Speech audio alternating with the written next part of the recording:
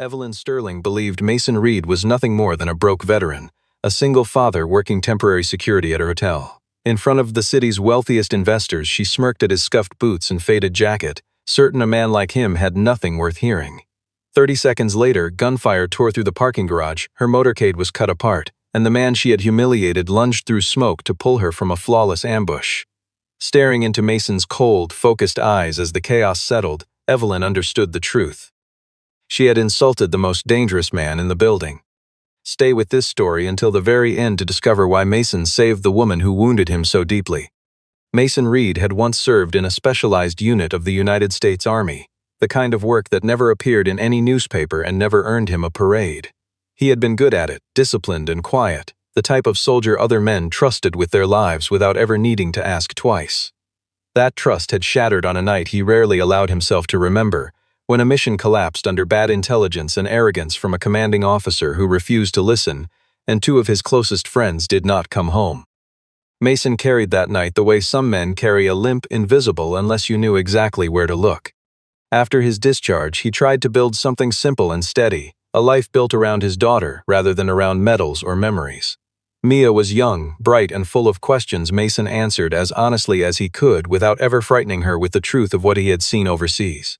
He worked whatever jobs paid the bills, warehouse shifts, late-night deliveries, and odd contracts that never lasted long enough to offer real stability. Old medical bills from an injury he never fully explained to anyone followed him like a quiet tax on every paycheck, and rent in the city had a way of swallowing whatever was left. When the opportunity came to take a short-term security position at the Sterling Grand Hotel, Mason accepted without hesitation, grateful for steady pay and predictable hours.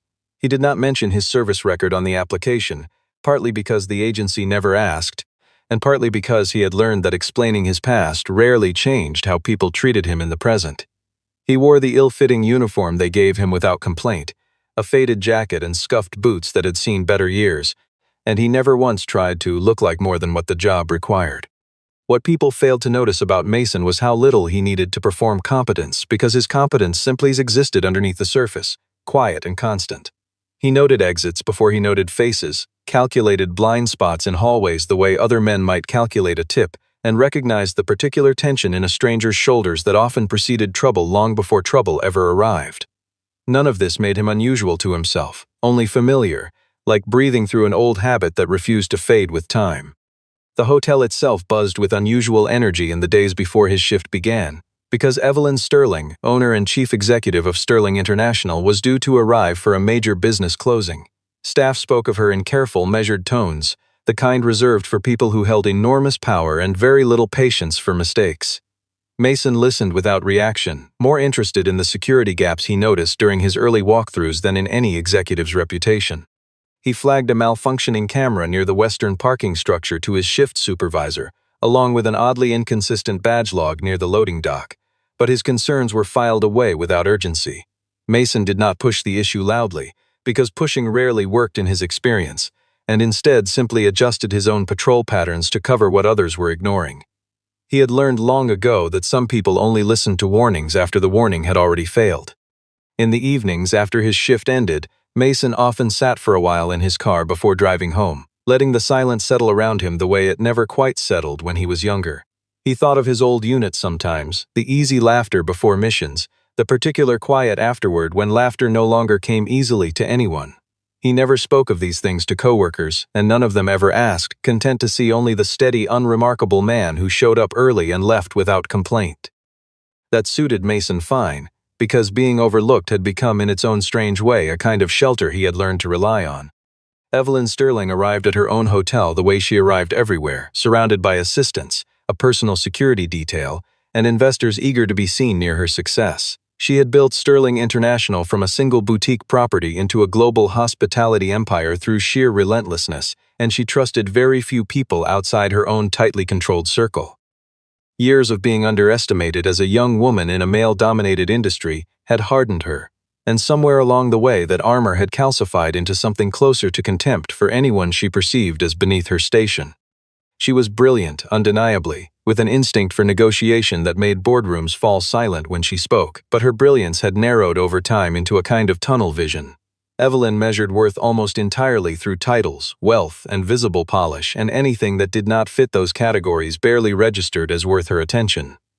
When she stepped into the hotel lobby that afternoon, her eyes swept past Mason as though he were simply part of the furniture, another uniform blending into the marble and brass. Mason approached calmly, his tone respectful but direct, informing her that the western parking structure had a known camera blind spot and that her usual departure route might benefit from adjustment before the evening's gala. Hunter Blake, the hotel's head of security, stepped in immediately, smoothly assuring Evelyn that the issue had already been resolved and that the temporary staff sometimes overstepped their understanding of protocol. Evelyn studied Mason for a moment, taking in the scuffed boots and the jacket that had clearly been issued years before he ever put it on. Something about his plainness irritated her more than it should have, perhaps because his calm certainty did not match the deference she expected from someone in his position. In front of several visiting investors, she allowed herself a small, cutting smile and remarked that a failed soldier moonlighting as a security guard probably should not be lecturing a billionaire on how to stay safe. A few of the investors chuckled politely, eager to align themselves with her mood, and Hunter offered a satisfied nod that confirmed he had won this particular exchange. Mason said nothing in response, because arguing had never reached an outcome like this in his experience, and his silence was not weakness but a familiar kind of discipline. He simply stepped back into his position near the doorway, eyes scanning the room exactly as they had before, refusing to let the insult alter the steadiness of his attention. Evelyn moved on without a second thought, already absorbed in the details of the evening's contract signing, unaware that the man she had just dismissed understood the building's vulnerabilities better than anyone on her payroll. What she could not have known, standing there in her tailored suit and practiced confidence, was that her words had landed on a man who had buried far heavier insults than hers, without ever once losing his composure. Mason watched her walk away, his expression unreadable, filing the moment away the same careful way he filed every threat assessment, without anger, without bitterness, simply as information. Later that afternoon, Mason noticed a service truck parked at an unusual angle near the loading dock, its license plate partially obscured by what looked like deliberately smeared mud rather than ordinary road grime. Service vehicles typically followed a predictable schedule that the hotel staff knew by heart, and this one did not match any delivery window on the day's manifest. Mason watched from a distance, careful not to draw attention, as two men in technician uniforms unloaded equipment cases with movements that felt slightly too practiced for ordinary maintenance work. Their hands carried a particular kind of callus that Mason recognized instantly from years spent around men who handled weapons rather than wrenches, a detail most people would never notice, but one burned into his memory through hard experience. He reported the truck and the men to his supervisor, describing exactly what troubled him, but the message was waved off as overcaution from someone unfamiliar with normal hotel operations. Hunter Blake, when informed, dismissed the report even faster than the first one, insisting the technicians belonged to a contracted vendor he personally approved. Mason did not argue further, recognizing the particular tone people used when they had already decided not to listen, but he also did not let the matter rest internally. He adjusted his patrol to keep the loading dock within view more often, and he quietly noted the position of every exit near where Evelyn's motorcade would eventually depart for the evening's gala. Evelyn, meanwhile, prepared for her departure with her usual brisk efficiency, reviewing contract details with her legal team while her stylist made final adjustments to her appearance. As the appointed hour approached, Mason caught sight of Hunter stepping away from the security desk, glancing around before sending a text message on a personal phone rather than his work radio. Mason could not see the words, but he recognized the particular furtiveness of someone communicating something they did not want logged or overheard, and that recognition settled into his stomach like a familiar weight. He had seen this exact pattern before, in another life, moments before everything fell apart for men who trusted the wrong people. Without drawing attention to himself, Mason retrieved a backup radio from a maintenance closet that few staff members even knew existed, switching it to a frequency separate from the main security line.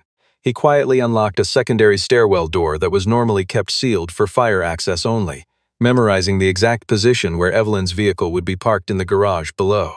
Evelyn, descending toward the elevator with her entourage, remained visibly irritated, still convinced that the security guard from earlier had simply wanted attention rather than offered a genuine warning. The elevator doors closed with a soft chime, carrying her steadily downward toward the parking structure, while above and around her the quiet machinery of betrayal continued turning exactly as planned. Mason followed at a measured distance, his expression calm but his senses fully alert. The same particular stillness he used to feel in the moments just before something irreversible was about to happen. The parking garage hummed with the low echo of idling engines as Evelyn's motorcade arranged itself near the elevator bank, 3 black sport utility vehicles lined up with practiced precision. Mason positioned himself near the lead vehicle, close enough to intervene if necessary, and as Evelyn approached he spoke quietly, telling her she should not take the first vehicle in the line. She stopped, visibly annoyed at being addressed again, and asked with clear irritation whether he intended to question every decision her own security team had already approved. In front of 2 visiting investors who had followed her down to see her off, Evelyn allowed her frustration to sharpen into mockery, asking Mason if he still imagined himself standing on some distant battlefield instead of a hotel garage. Mason held her gaze for a moment, his voice level rather than defensive, telling her that the battlefield never truly disappeared, it simply changed its address and waited for people to stop paying attention.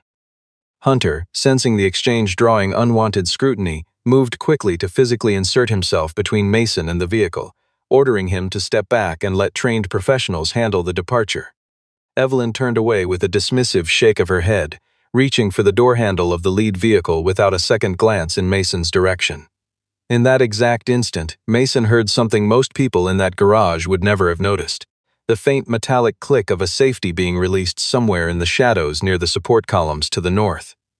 His eyes moved instinctively toward the sound, catching the smallest flash of reflected light off something metal and angled, something that did not belong among parked cars and concrete pillars.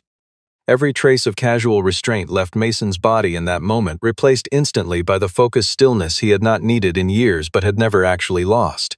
He did not shout a warning, because shouting would only give the shooter a clearer target and less time for anyone to react, and instead he moved with the kind of speed that seemed to surprise even gravity. Mason closed the distance between himself and Evelyn in less than 2 strides, wrapping an arm around her and pulling her sharply downward and sideways, away from the open door and directly behind the nearest concrete column. The investors who had been laughing moments earlier scattered instinctively, their confusion still 1/2 second behind the danger that had already arrived. Evelyn's mouth opened, perhaps to protest, perhaps simply from shock, but no sound came out before the first gunshot shattered the quiet of the garage entirely. For one fragile heartbeat, time seemed to stretch unnaturally, the way it always did in moments before violence fully announced itself. Mason's mind had already calculated 3 separate paths out of the garage, weighing each against the position of the shooter and the panic of the people around them. None of that calculation reached his face, which remained as still and unreadable as it had been all afternoon, even as everything around him accelerated into chaos. Evelyn would later remember that stillness more vividly than the gunfire itself, the strange calm of a man who had clearly done this before. The gunshot cracked through the garage and shattered the rear window of the lead vehicle, sending glass raining across the concrete in a glittering, dangerous spray. Evelyn's security detail scrambled, shouting conflicting instructions, their carefully rehearsed protocols collapsing instantly under the reality of bullets instead of theory. Mason kept his body angled over Evelyn, shielding her from the worst of the debris, and pulled her firmly beneath the chassis of the nearest vehicle, away from the open line of sight the shooter had originally held. She felt his weight pressing protectively against her shoulder, his breathing controlled even as chaos erupted only feet away, and for the first time in longer than she could remember, Evelyn felt utterly powerless. Mason reached for the backup radio clipped to his belt, broadcasting a burst of false chatter on an open frequency designed to sound like approaching police units, hoping to convince the attackers that their window had already closed. It was a gamble built on psychology rather than firepower, the kind of trick that worked only on people still uncertain enough to hesitate. One of the attackers, perhaps believing the ruse or perhaps simply impatient, broke from cover near the support column, weapon raised toward their position. Mason moved before conscious thought could even catch up with action, closing the distance in a blur, redirecting the barrel with one hand while driving the man backward into the concrete with controlled, economical force.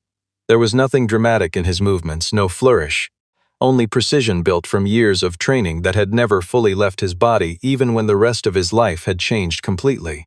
Evelyn watched, stunned into silence, as the man who hours earlier she had openly humiliated dismantled an armed attacker with the same calm efficiency he had used to warn her about a faulty camera.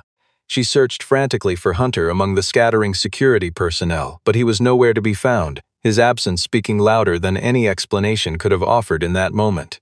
Mason noticed the same thing, his suspicion from earlier crystallizing instantly into certainty, and he understood that whoever orchestrated this had help from inside the building itself.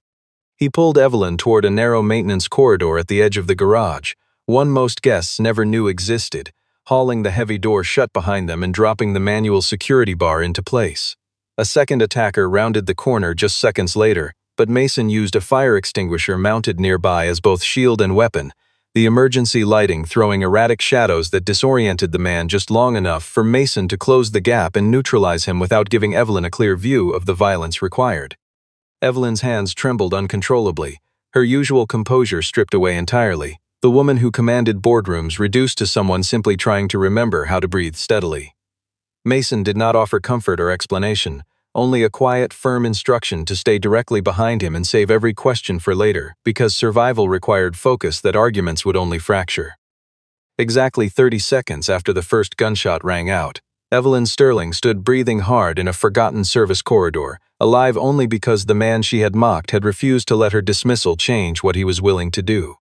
Mason guided Evelyn deeper into the building's lower levels, finally settling in an old mechanical room filled with dormant equipment and the steady hum of the hotel's backup generators. The space smelled faintly of oil and dust, nothing like the polished marble she usually walked through, and the contrast seemed to mirror everything that had shifted in the last few minutes. Evelyn finally found her voice again, asking, almost accusingly, how he had known something was wrong before anyone else even suspected trouble. Mason did not respond with anger, even though he easily could have, and instead calmly walked her through everything he had noticed over the previous day, the camera gap, the mismatched delivery schedule, the calloused hands on men dressed as technicians. Each detail he laid out matched precisely with warnings he had already raised and that had been dismissed, and slowly Evelyn began to understand that her own security apparatus had failed her in a way far more troubling than bad luck. She realized with a growing sense of unease that Mason had been right from the very first conversation in the lobby. Evelyn instinctively reached for her phone, intending to call her executive assistant and request immediate reinforcements, but Mason gently stopped her, reminding her that they did not yet know who inside the organization could still be trusted. The thought unsettled her deeply, because trust had always been the one resource she believed she could measure and control through contracts and loyalty, and now that certainty had evaporated entirely. Mason instead retrieved a second untraceable phone he kept for emergencies and placed a call to Carter Owen, a former military colleague now working as a federal agent with connections across multiple agencies. While he spoke quietly into the phone, Evelyn noticed for the first time that Mason's hand was bleeding, a shallow but visible cut from when he had shielded her against the shattering glass earlier. She felt a sudden and unfamiliar pang of guilt. Watching blood drip steadily from someone who had absorbed harm meant for her without complaint or hesitation. When she finally managed to say she was sorry, her voice noticeably softer than before, Mason simply told her that apologies could wait until they were both safely out of immediate danger. The exchange between them had shifted from open contempt to something more complicated, neither warmth nor friendship yet, but a cautious, uneasy respect built entirely on necessity. Evelyn studied him in the dim emergency lighting, seeing details she had completely overlooked earlier that day, the steadiness in his eyes, the discipline in his movements, the quiet strength that had nothing to do with the uniform he wore. For the first time in longer than she could remember, she felt genuinely uncertain about her own judgment, and that uncertainty frightened her more than the gunfire had. She thought back to the lobby, to the easy cruelty in her own voice when she had mocked him in front of strangers, and the memory now felt almost unbearable to sit with. Mason gave no indication that he wanted an apology or expected one, occupying himself instead with checking the radio and listening for any sound beyond the heavy door. His indifference to her discomfort was not coldness. She realized slowly, but simply the habit of a man who measured people by their actions rather than their words, and who had learned not to expect much from either. Carter Owen answered on the second ring, his tone immediately shifting from casual greeting to focused urgency once Mason explained what had just happened inside the Sterling Grand Garage. Within minutes, Carter confirmed something that turned Evelyn's unease into outright alarm, telling them that Logan Pierce, one of her fiercest business rivals, had been under quiet federal investigation for an extensive money laundering operation tied to several offshore holdings. The pending business deal Evelyn had come to finalize that evening would have cost Logan billions in lost contracts and exposed financial irregularities he could not afford to have discovered. Carter went further, revealing that Hunter Blake's financial records showed a series of suspicious deposits over the past several weeks, payments that matched almost exactly with the timeline of increased security gaps inside the hotel. Evelyn felt something cold settle in her chest as the pieces clicked into place, realizing that the man she had trusted to protect her had instead been quietly selling her location and movements to the very people trying to kill her. Mason listened without surprise, having already suspected as much from Hunter's sudden disappearance during the attack itself. With confirmation that Hunter could not be trusted and uncertain how deep the betrayal extended through the rest of the security team, Mason decided they needed to leave the hotel entirely rather than wait for reinforcements to arrive through compromised routes. He led Evelyn through a forgotten service tunnel that connected the hotel's lower levels to the loading area of an adjacent office building, a route built decades earlier and rarely used by anyone outside maintenance staff. The corridor was narrow, dimly lit, and unglamorous, nothing like the polished world Evelyn had spent her entire career constructing around herself. As they walked, she found herself watching Mason more closely, noting the calm, almost effortless way he assessed every turn, every shadow, every possible point of ambush before they reached it. The image clashed sharply with the picture she had formed of him only hours earlier, a tired, unremarkable man in an ill-fitting uniform who had nothing meaningful to offer beyond following simple instructions. Unable to hold back her curiosity any longer, she asked quietly why he had never mentioned his military background, why he allowed people to underestimate him so completely. Mason answered without bitterness, telling her that men who had genuinely survived difficult things rarely felt the need to announce it, because the survival itself was never about being believed by people who had not been there. His words settled over Evelyn in a way she had not expected, and for the first time since the ordeal began, she felt the full weight of her earlier arrogance pressing uncomfortably against her conscience. The hallway stretched onward into shadow, leading them toward uncertain safety, while behind her the comfortable assumptions she had once relied on continued quietly dismantling themselves. Evelyn's phone buzzed unexpectedly once they reached the office building's quiet loading dock, and against Mason's silent warning, she answered to find Logan Pierce's voice on the other end, smooth and unbothered as though discussing nothing more serious than a routine negotiation. He told her plainly that if she proceeded with signing the contract that evening, she would not survive to see the morning, his tone carrying the casual confidence of a man who believed he had already won. Evelyn's grip tightened around the phone as Logan continued, revealing that his reach extended well beyond a single corrupted security chief. He claimed influence over portions of her own board of directors and connections within local media outlets capable of shaping public narrative however he pleased, painting a picture of an operation far larger than a simple ambush in a parking garage. Evelyn realized with sickening clarity that the attack had never been solely about ending her life, but about coercing her into surrendering critical voting shares before the deal could close. Logan wanted control without the inconvenience of an actual fight, and violence was simply his preferred method of negotiation when softer tactics failed. Mason guided her quickly toward a small private garage owned by a longtime friend, swapping her recognizable vehicle for an unremarkable sedan that would draw no attention on crowded city streets. Word of their movement clearly reached Logan's people faster than expected because within minutes a dark vehicle began trailing them at a careful distance, neither approaching too quickly nor falling too far behind. Mason did not panic or attempt anything theatrical, relying instead on patient, deliberate driving, varying his speed, taking unexpected turns, and using heavier traffic patterns to slowly shake their pursuers without triggering an open confrontation. During a brief pause at a red light, Mason made a short phone call to his daughter, his voice softening instantly into something warmer and more familiar than anything Evelyn had heard from him all day. The conversation lasted only a few seconds, simple reassurance that he would be home soon. Nothing dramatic, nothing drawn out, just a father quietly checking that his child felt safe. Evelyn watched him in profile, struck by the sudden unguarded gentleness in a man who minutes earlier had moved through violence with terrifying precision. In that small, unremarkable moment, she understood something about Mason that money and status had never required her to consider before, that strength and tenderness were not opposites but simply two sides of the same disciplined character. The light turned green, and Mason eased the sedan forward, his attention returning instantly to the mirrors and the road ahead, the warmth in his voice already folded carefully back beneath the surface where it belonged. Evelyn found herself wondering, watching the city slide past the window. How many other people she had reduced to a single glance and a quick judgment over the years. The thought unsettled her more than Logan's threats had, because threats from an enemy felt almost expected, while this particular discomfort came from somewhere closer to home. She said nothing for several blocks, simply watching the streetlights blur past, and Mason did not press her to fill the silence with conversation she clearly was not ready to offer. They eventually reached a quiet, unused storage building belonging to Carter's network of safe locations, a place secure enough to wait while federal agents quietly coordinated their next move. Inside, surrounded by stacked crates and dim overhead lighting, Evelyn finally allowed herself to sit still for the first time since the gunfire had erupted, exhaustion settling heavily over her usual composure. She admitted quietly, almost to herself, that she had spent years believing poverty and humility were simply evidence of weakness, a belief she had never seriously questioned until tonight forced her to.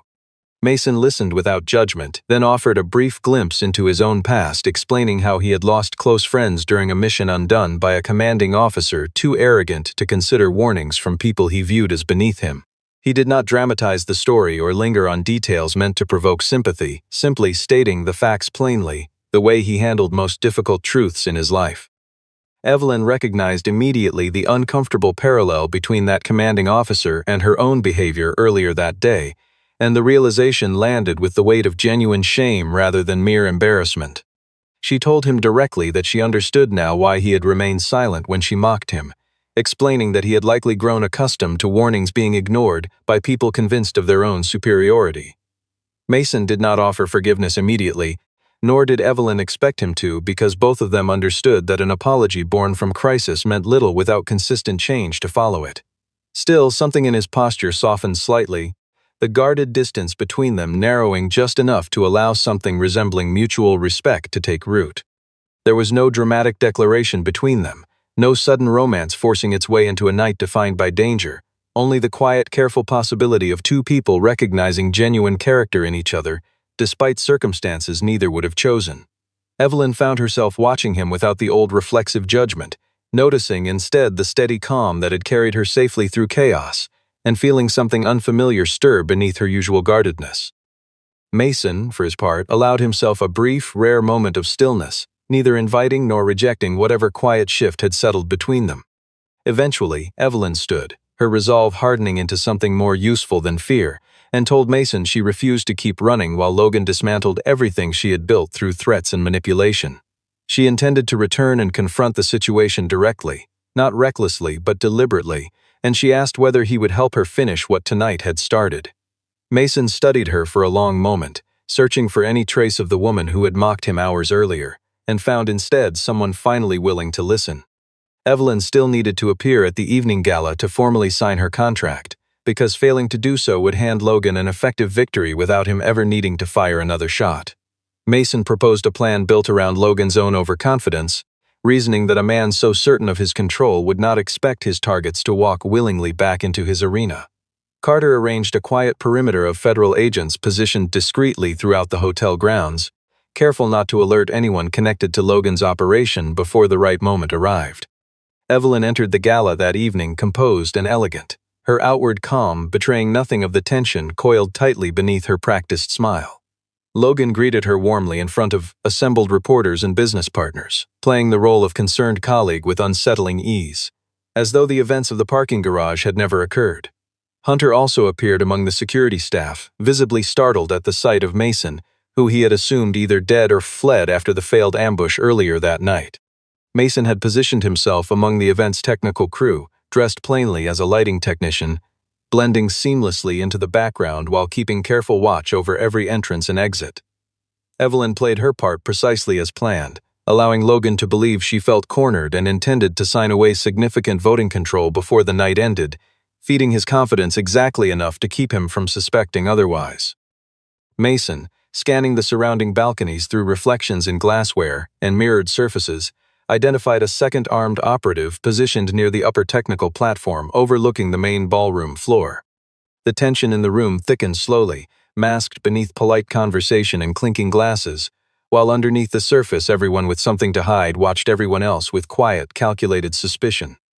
Evelyn occasionally caught Mason's eye across the room, a brief, steady glance that reassured her more than any spoken word could have managed in that setting.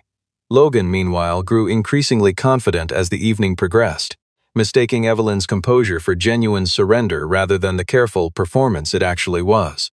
Every element of the room had been arranged with deliberate intention, agents stationed near exits, Carter monitoring communications from a discreet vehicle outside, and Mason positioned to intervene the instant Logan's true intentions revealed themselves. The gala's elegant surface masked a confrontation building toward its inevitable conclusion, one final test of nerve and patience before the truth Logan had worked so hard to hide finally broke into the open.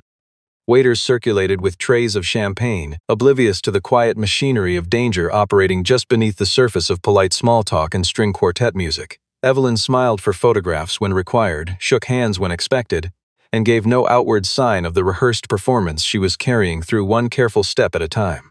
Logan, watching her from across the room, mistook her composure for genuine fragility, never once suspecting that the woman who had been humbled hours earlier had returned tonight sharper and more resolved than before.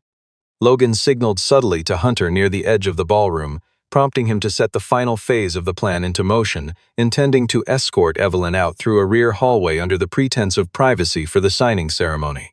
Mason intercepted Hunter before he reached the corridor leading toward the VIP exit, stepping calmly into his path with an expression that left no room for negotiation.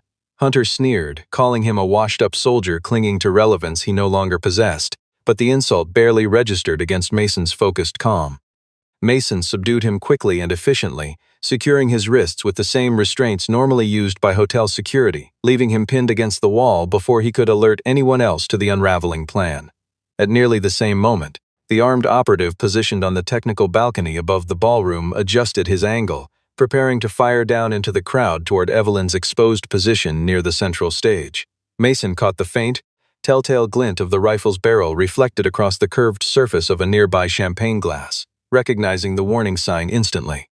He moved without hesitation, crossing the distance between them in seconds and shoving Evelyn firmly out of the bullet's projected path just as the shot rang out, shattering glass and sending a ripple of panic through the crowded room. Carter and his federal team breached the venue almost immediately afterward, moving swiftly to secure the balcony and detain the shooter before he could attempt a second attempt. Evelyn rose from the floor, shaken but unmistakably steady, refusing the instinct to retreat or hide from the chaos unfolding around her. Instead, she stood tall before the gathered crowd and assembled press, holding up her phone and playing aloud the recorded conversation in which Logan had explicitly threatened her life only hours earlier. Gasps spread through the room as Logan's carefully maintained image collapsed in real time, his confident smile faltering into something closer to panic as federal agents closed in around him. Members of her own board of directors present for the signing ceremony watched in stunned silence as the truth they had been shielded from finally surfaced without filter or excuse. Logan was taken into custody amid flashing cameras and stunned murmurs, his carefully constructed influence collapsing as swiftly as it had been built through years of quiet manipulation. Evelyn turned slowly, searching the room until her eyes found Mason standing near the edge of the chaos, calm as ever, and in that look passed an understanding deeper than words could easily carry. He had not simply saved her life that night. He had preserved everything she had spent years building, her company, her credibility, and the fragile trust she still hoped to rebuild with the people around her. In the weeks that followed, Logan Pierce and Hunter Blake faced extensive federal charges, their carefully hidden network of financial corruption and corporate sabotage unraveling piece by piece under investigation. Evelyn called a press conference of her own choosing rather than reacting defensively to leaked rumors, standing before reporters and openly admitting that she had dismissed a credible warning from her own staff out of arrogance and assumption. She did not name Mason specifically in connection with his military background, choosing instead to respect the privacy he had quietly maintained throughout his life, focusing her public statement only on the security failures themselves. Privately, she sought him out, offering him a senior leadership position within her company's security division, accompanied by a salary far beyond anything he had earned in years. Mason declined the initial offer politely but firmly, explaining that the number on a contract meant little to him compared to whether the work itself meant something lasting. He told her plainly that he would only consider staying if Sterling International committed real resources toward helping other veterans find stable employment and access to mental health support, the kind of help that might have changed outcomes for men he had once served alongside. Evelyn agreed almost immediately, and not merely as a strategic gesture meant to repair her public image, but because something in their ordeal together had genuinely reshaped how she measured value in other people. She authorized the creation of a dedicated program within the company, staffed thoughtfully and funded seriously, designed to provide veterans with meaningful career pathways rather than token positions meant only for appearances. Mason reviewed the proposal carefully, recognizing in its structure real intention rather than performative charity, and finally agreed to take on a limited advisory role within the new initiative. He returned mostly to his quieter life afterward, picking Mia up from school most afternoons, listening patiently to her stories about teachers and classmates, allowing the ordinary rhythms of fatherhood to settle back into place around him. The chaos of the garage and the gala receded slowly into memory, though it never fully disappeared, the way certain experiences simply become part of a person's permanent architecture rather than passing events. Evelyn, despite the demands of rebuilding public trust and stabilizing her company after such public turmoil, made time to visit him occasionally, never with the entourage or formality that once defined her every public appearance. During one such visit, she arrived alone, dressed simply, without the practiced armor of executive composure she usually wore like a second skin. She asked if he might be willing to get coffee sometime, not as an executive extending a courtesy to an employee, but as one person genuinely interested in knowing another beyond the roles circumstance had assigned them. Mason allowed himself a small, quiet smile, the kind he rarely offered anyone, and told her that she could begin by remembering never to judge a person's worth by the condition of his boots. Evelyn laughed softly, a sound lighter and more genuine than anything she had allowed herself in years, and admitted she intended to remember that lesson for a very long time. They walked together toward a small, unremarkable coffee shop a few blocks from the hotel, no security detail trailing behind them, no cameras capturing the moment for headlines or shareholders to analyze. The late afternoon light spread gently across the sidewalk as they went, and Evelyn found herself glancing toward Mason with something gentler than respect, something closer to gratitude mixed quietly with hope. She understood now, walking beside the man she had once dismissed with a careless smile, that the most dangerous assumptions were rarely about other people at all, but about the limits people falsely believed defined their own judgment. Mason had taught her through danger and consequence rather than gentle persuasion that humility and courage often wore the same quiet, unremarkable face, easy to overlook until the exact moment everything depended on it. As they disappeared down the street together, two people reshaped by 30 unforgettable seconds, the city moved on around them, indifferent to the quiet, hard-won grace unfolding in its midst. If you enjoyed this story of a quiet man underestimated by everyone around him, who silently carried the courage to save another person's entire world, stay close for the next story waiting just ahead.